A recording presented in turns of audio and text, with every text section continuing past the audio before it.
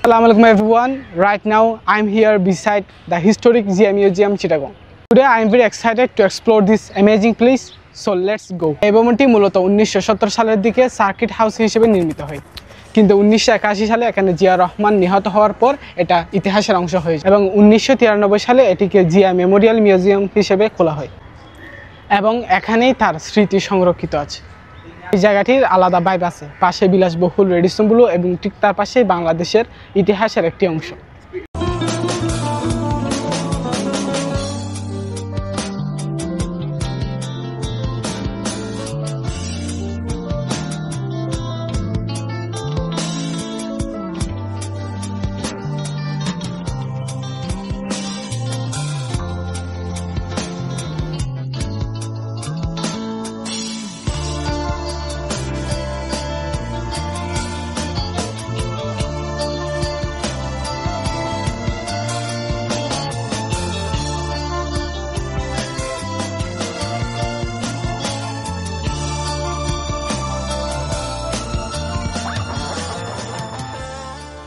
এখানে অনেক স্মৃতি, ছবি এবং ঐতিহাসিক দলিল দেখা যায়।